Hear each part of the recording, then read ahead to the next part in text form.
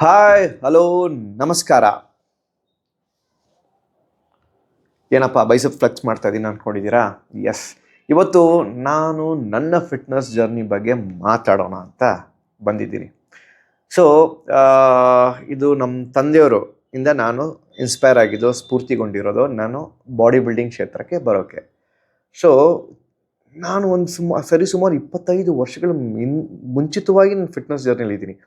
ಇಲ್ಲ ಅಂದರೆ ಆದರೆ ನಾನು ಹುಡ್ತಾಗಿಂದಾನೇ ಇದ್ದೀನಿ ಅಂತ ಹೇಳ್ಬೋದು. ಯಾಕಂದರೆ ಚಿಕ್ಕ ವಯಸ್ಸಿಂದ ನಮ್ಮ ತಂದೆನ ನೋಡ್ಕೊಂಡು ಬೆಳೆದವನು ಫಿಟ್ನೆಸ್ಸಲ್ಲಿ ಹೇಗಿದ್ರು ನೋಡಿ. ಇವಾಗ ನಮ್ಮ ತಂದೆಯವ್ರ ಫೋಟೋಗಳು ತೋರಿಸ್ತೀನಿ ಕೆಲವು. ಅವರು 27 ಹೀಗಿದ್ರು, 27 ವರ್ಷದಲ್ಲೇ, 62 ವರ್ಷದಲ್ಲಿ ಹೀಗಿದ್ರು, 72 ವರ್ಷದಲ್ಲಿ ಹೀಗಿದ್ರು. ಓಕೆನಾ? ಸೊ ಅವರ ಫಿಟ್ನೆಸ್ ಜರ್ನಿ ಇವತ್ತು ವರ್ಕೌಟ್ ಮಾಡ್ತಿದ್ದಾರೆ. 72 ವರ್ಷಕ್ಕೆ ಸಕ್ಕದಾಗೆ ಫಿಟ್ಟಾಗಿ ಒಳ್ಳೆ ಶೇಪಲ್ಲಿದ್ದಾರೆ. ಹಾಗೆ ನನ್ನ ಫಿಟ್ನೆಸ್ ಜರ್ನಿಗೆ ಬಂದಾಗ ನಾನು ಫಿಟ್ನೆಸ್ ಸ್ಟಾರ್ಟ್ ಮಾಡಿದ್ದು ನಾನು 7ನೇ ತರಗತಿಯಲ್ಲಿ 7th ಸ್ಟ್ಯಾಂಡರ್ಡಲ್ಲಿದ್ದಾಗ. ನೋಡಿ, ನಾನು ಫೋಟೋ ತೋರಿಸ್ತಾ ಇದ್ದೀನಿ. ಈ 7th ಸ್ಟ್ಯಾಂಡರ್ಡಲ್ಲೇ ನಾನು ಫಸ್ಟು ಸ್ಟಾರ್ಟ್ ಮಾಡಿದ್ದು ಯೋಗದಿಂದ ಜೊತೆಗೆ ಮನೇಲೆ ಫ್ಲೋರ್ ಎಕ್ಸಸೈಸ್ ಮಾಡೋಕ್ಕೆ ಸ್ಟಾರ್ಟ್ ಮಾಡಿದೆ. ಅದಾದ ನಂತರ 10ನೇ ಕ್ಲಾಸಲ್ಲೇ ಫಸ್ಟ್ ಟೈಮ್ ಜಿಮ್ಗೆ ಹೋದಾಗ ಕೆಲವು ತಿಂಗಳಾದ ನಂತರ ನನ್ನ ಬಾಡಿ ಈ ಥರ ಇತ್ತು. ನೋಡಿ, ಫೋಟೋ ತೋರಿಸ್ತಾ ಇದ್ದೀನಿ. ಅದಾದ ಮೇಲೆ ಕಾಲೇಜ್ ದಿನಗಳಲ್ಲಿ ನಾನು ಯೂನಿವರ್ಸಿಟಿ ಲೆವೆಲ್ ಕಾಂಪೀಟ್ ಮಾಡಿದೆ, ಡಿಸ್ಟ್ರಿಕ್ಟ್ ಲೆವೆಲ್ ಮಾಡಿದೆ. ಅದೊಂದು ಫೋಟೋ ಇದೆ ನೋಡಿ, ಇದು ನಾನು ಡಿಸ್ಟ್ರಿಕ್ಟ್ ಲೆವೆಲ್ ಮಾಡಿದ್ದು ಕಾಲೇಜ್ ದಿನಗಳಲ್ಲಿ. ಅದಾದ ನಂತರ ನಾನು ಮಿಸ್ಟರ್ ಇಂಡಿಯಾ ಭಾರತ್ ಉದಯ್ ಬರುತ್ತೆ ನನಗೆ 2005ರಲ್ಲಿ. ಇಲ್ಲಿ ನೋಡಿ, ಇಲ್ಲಿ ಪತ್ರಿಕೆಯಲ್ಲಿ ಬಂದಿರೋ ಒಂದು ಫೋಟೋ 2005ರಲ್ಲೇ ಭಾರತ್ ಉದಯ್ ಬರುತ್ತೆ.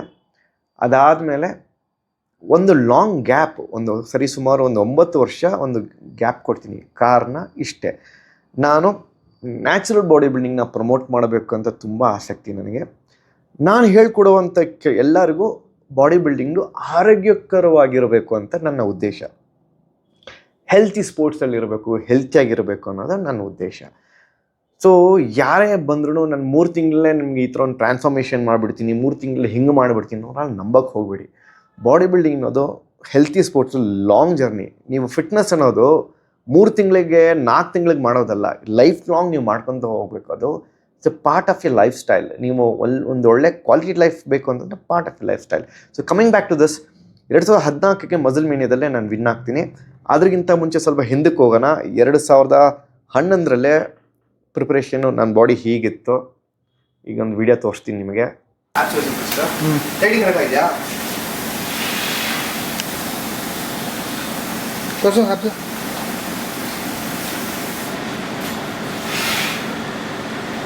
ಲೈಟಿಂಗು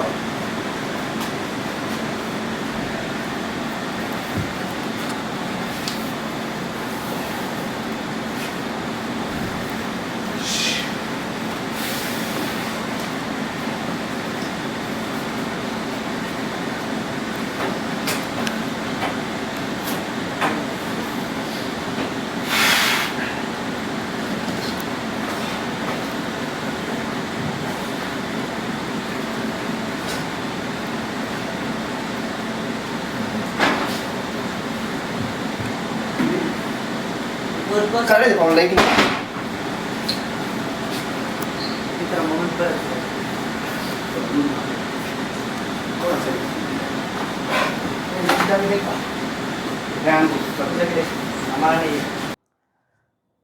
ಅದಾದ ಮೇಲೆ 2012ರಲ್ಲೇ ಒಂದು ಪ್ರಯೋಗ ಮಾಡ್ತೀನಿ. ಕಟ್ ಡೌನ್ ಮಾಡೋಣ, ಹೇಗೆ ಬಾಡಿ ಕಾಣುತ್ತೆ ಅಂದ್ಬಿಟ್ಟು 2012ರಲ್ಲೇ ಒಂದು ವಿಡಿಯೋ ಮಾಡಿದೆ. ಇಲ್ಲಿದೆ.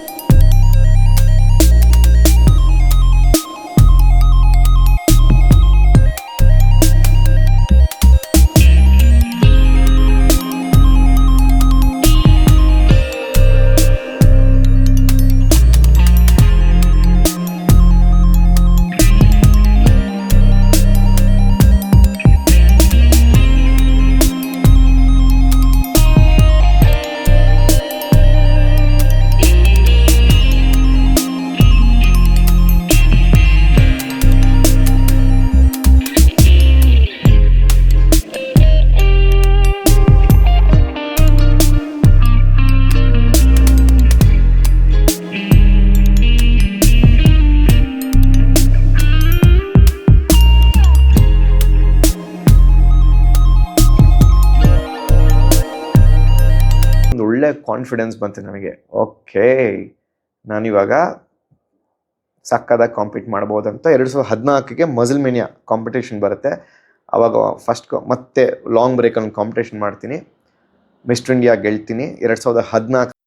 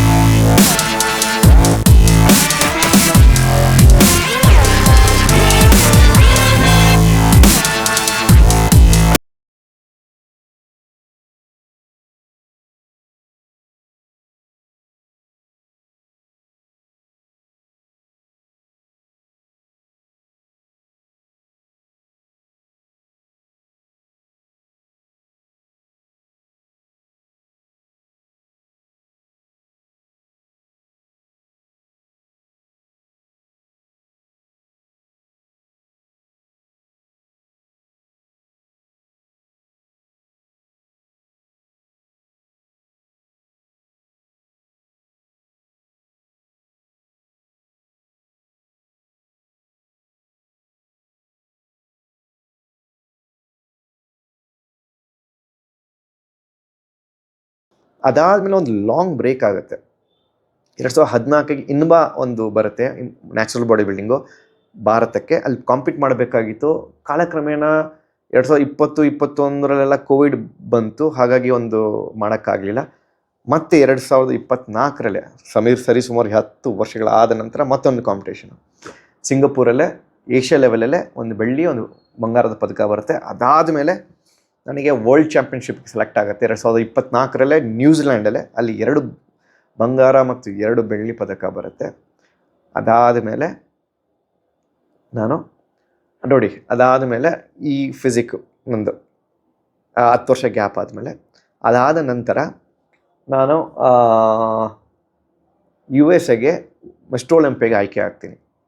ಬಟ್ ವೀಸಾದ ಸಮಸ್ಯೆಯಿಂದ, ಕಾರಣಾಂತರಗಳಿಂದ ಅಮೆರಿಕಾಗೆ ಹೋಗೋಕ್ಕಾಗೋದಿಲ್ಲ. ಮತ್ತು ಈ ವರ್ಷ ಪ್ರಯತ್ನ ಮಾಡೋಣ ಅಂತ ಇದ್ದೀನಿ, ನೋಡುವ. ಸೊ ಇದು ನನ್ನ ಫಿಟ್ನೆಸ್ ಜರ್ನಿ. ಸೊ ನಾನು ಏನು ಹೇಳೋಕ್ಕೆ ಇಷ್ಟಪಡ್ತೀನಿ ಅಂತಂದರೆ, ನೀವು ನ್ಯಾಚುರಲ್ ಬಾಡಿ ಬಿಲ್ಡಿಂಗ್ ಮಾಡೋದ್ರಿಂದ ನಿಮ್ಮ ಕ್ವಾಲಿಟಿ ಲೈಫು ಚೆನ್ನಾಗಿರುತ್ತೆ, ಲಾಂಗ್ ಜರ್ನಿನೂ ಮಾಡ್ಬೋದು ಒಂದು ಸ್ಪೋರ್ಟ್ಸಲ್ಲೇ. ತುಂಬ ಜನ ನೀವು ಸ್ಟೆರಾಯ್ಡ್ಸ್ ಯೂಸ್ ಮಾಡಿದವ್ರು ನೋಡ್ಬೋದು, 5 ವರ್ಷ 6 ವರ್ಷ 10 ವರ್ಷ ಅದಾದ್ರೂ ರಿಟೈರ್ಡ್ ಆಗಿ ಹೋಗ್ಬಿಡ್ತಾರೆ. ಆರೋಗ್ಯದ ಸಮಸ್ಯೆಗೆ ತುಂಬ ಜನಕ್ಕೆ ಬಂದಿರುತ್ತೆ. ಸೊ ಹಾಗಾಗಿ ನ್ಯಾಚುರಲ್ ಬಾಡಿ ಬಿಲ್ಡಿಂಗ್ ಮಾಡೋದ್ರಿಂದ ಒಂದು ಲಾಂಗ್ ಜರ್ನಿ ಮತ್ತು ಹೆಲ್ತಿಯಾಗಿರ್ಬೋದು ಅಂತ ಒಂದು ಉದ್ದೇಶ. ಫಿಟ್ನೆಸ್ ಅನ್ನೋದು ಎಲ್ಲರಿಗೂ. ಸೊ ತುಂಬ ಜನ ಪ್ರೋಟೀನ್ ಅಂದ ತಕ್ಷಣ ಏನೋ ಒಂಥರ ಅದೇನೋ ಒಂಥರ ಕೆಟ್ಟದಾಗಿ ನೋಡ್ತಾರೆ. ಅದು ಯಾಕಂತ ಗೊತ್ತಿಲ್ಲ. ತಾವು ಸೇವನೆ ಮಾಡ್ತಾರೆ, ಆಹಾರದಲ್ಲಿ ಸರಿ ಇಲ್ಲ. ಯಾರು ಬೇಕು ಪೂರಿ, ಬೋಂಡ, ಬಜ್ಜಿ, ಆಲೂಗಡ್ಡೆ, ಅಂಗಡಿಗೆ ಹೋದ್ರೆ ಬಿಸ್ಕೆಟು, ಸಕ್ಕರೆ, ಮೈದಾ ಎಲ್ಲ ತಿಂದು ಮೈ ತುಂಬ ಡಯಾಬಿಟಿಕ್ಕು, ಕ್ಯಾನ್ಸರ್ ಎಲ್ಲ ಬಂದಿದ್ರೂ ಪರವಾಗಿಲ್ಲ. ನಿಮಗೆ ಪ್ರೋಟೀನ್ ಅಂತ ಬಂದ ತಕ್ಷಣ ಏನೋ ಒಂದು ದೊಡ್ಡದಾಗೆ ನೋಡೋಕ್ಕೆ ಸ್ಟಾರ್ಟ್ ಮಾಡ್ತಾರೆ ಜನ. ಅದು ಯಾಕಂತ ಗೊತ್ತಿಲ್ಲ. ಪ್ರೋಟೀನ್ ಅಂಶ ಪ್ರತಿಯೊಬ್ಬರಿಗೂ ಬೇಕು. ಪ್ರೋಟೀನ್ ಇರುವಂಥ ಆಹಾರ ಪ್ರತಿಯೊಬ್ಬರು ಸೇವನೆ ಮಾಡಬೇಕು. ಎಕ್ಸಸೈಸ್ ಮಾಡೋರಿಗೆ ಸ್ವಲ್ಪ ಜಾಸ್ತಿ ಬೇಕಾಗುತ್ತೆ, ಬ್ಯಾಡ್ದಿದ್ದವ್ರಿಗೆ ಎಷ್ಟು ಬೇಕೋ ಅಷ್ಟು ದಿನನಿತ್ಯ ಆಹಾರದಲ್ಲಿ ಸೇವನೆ ಮಾಡ್ಕೊಂಡು ಹೋಗಬೇಕು. ಯಾಕಂದರೆ ಪ್ರೋಟೀನ್ ಅನ್ನೋದು ನಿಮ್ಮ ಮಾಂಸಖಂಡಗಳನ್ನ ಸದೃಢವಾಗಿಡೋಕ್ಕೆ, ಮೂಳೆಗಳು ಮತ್ತು ನಿಮ್ಮ ಬ್ರೈನ್ ಎಲ್ಲ ಚೆನ್ನಾಗಿ ಡೆವಲಪ್ಮೆಂಟಿಗೆ ಒಳ್ಳೆಯದು, ಆಯಿತಾ. ಪ್ರೋಟೀನು ಪ್ರತಿಯೊಬ್ಬರಿಗೂ ಅಗತ್ಯ. ಈಗ ಎಕ್ಸಸೈಸ್ ಬಂದಾಗ ಪ್ರತಿಯೊಬ್ಬರು ಎಕ್ಸಸೈಸ್ ಮಾಡಬೇಕು. ಯಾಕೆ ಮಾಡಬೇಕಂದ್ರೆ ನಿಮ್ಮ ಕ್ವಾಲಿಟಿ ಲೈಫ್ ಲೀಡ್ ಮಾಡೋಕ್ಕೆ ವಯಸ್ಸಾಗ್ತಾ ನಿಮಗೇನಾಗುತ್ತೆ, ಪ್ರತಿದಿನ ಅಲ್ಲ, ಪ್ರತಿ ವರ್ಷ ನಿಮ್ಮ ಮಸಲ್ ಮಾಸ್ ಸ್ವಲ್ಪ ಕಮ್ಮಿ ಆಗ್ತಾ ಹೋಗುತ್ತೆ. ನೀವು ಮಸಲ್ನ ಲೂಸ್ ಮಾಡ್ತಾ ಹೋಗ್ತೀರಾ. ಎಕ್ಸಸೈಸ್ ಮಾಡೋದ್ರಿಂದ, ವೆಯ್ಟ್ ಟ್ರೈನಿಂಗ್ ಮಾಡೋದ್ರಿಂದ, ಒಳ್ಳೆ ಪ್ರೋಟೀನ್ ಆಹಾರ ತಿನ್ನೋದ್ರಿಂದ ಅದನ್ನು ನಾವು ಹಿಡಿದಿಟ್ಕೊತೀವಿ, ಹೆಲ್ತಿಯಾಗಿರ್ತೀವಿ, ಇನ್ನೂ ಆರೋಗ್ಯವಾಗಿ ಸದೃಢವಾಗಿರ್ತೀವಿ. ವಯಸ್ಸಾಗ್ತಾ ಕೆಲವ್ರು ನೋಡಿರ್ತೀರ ನೀವು, ಮೆಟ್ಲಕ್ಕಾಗಲ್ಲ, ಚೇರಿಂದ ಎದ್ದೇಳಬೇಕಂದ್ರೆ ಯಾರೋ ಸಹಾಯ ಬೇಕು. ಯಾಕಂದರೆ ಚೇರಿಂದ ಎತ್ತಬೇಕಂದ್ರೆ ನಿಮ್ಗೆ ಕಾಲುಗಳು ಮಸಲ್ ಇರಬೇಕು, ಇಲ್ಲಿ ಶೋಲ್ಡ್ರು ಎಲ್ಲ ಸಪೋರ್ಟ್ ಮಾಡಬೇಕಲ್ಲ, ಇಂಟರ್ಲಿಂಕು ಅದೆಲ್ಲ ವೀಕ್ ಆಗೋಗಿರುತ್ತೆ. ಅದಕ್ಕೆ ಒಬ್ಬರು ಸಹಾಯದ ತೊಗೊತಾರೆ. ನೀವು ತುಂಬ ವಿಚಾರಗಳನ್ನ ಕೇಳಿರ್ತೀರ. ಯಾರೊಬ್ಬರು ವಯಸ್ಸಾದರೂ ಬಾತ್ರೂಮಲ್ಲಿ ಬಿದ್ದು ಮೂಳೆ ಮುಡ್ಕೊಂಡ್ರು, ಹಿಪ್ ಬೋನ್ ಸ್ಪೆಷಲಿ ಹಿಪ್ ಬೋನ್ ಮುರಿದೋಗಿರುತ್ತೆ. ಇದೆಲ್ಲ ಯಾಕೆ? Because of lack of exercise ಮಾಡಿಲ್ಲ ಅಂತ ಅನ್ನೋದ್ರಿಂದ ಏನಾಗುತ್ತೆ, ನಿಮಗೆ ಮೂಳೆನೂ ಸವಿತಾ ಹೋಗುತ್ತೆ, ಮಾಂಸಖಂಡಗಳು ಕಮ್ಮಿ ಆಗಿರುತ್ತೆ, ಹಾಗಾಗಿ ಫ್ರ್ಯಾಕ್ಚರ್ ಆಗಿ ತುಂಬ ಸೀರಿಯಸ್ ಆಗಿರ್ತಾರೆ.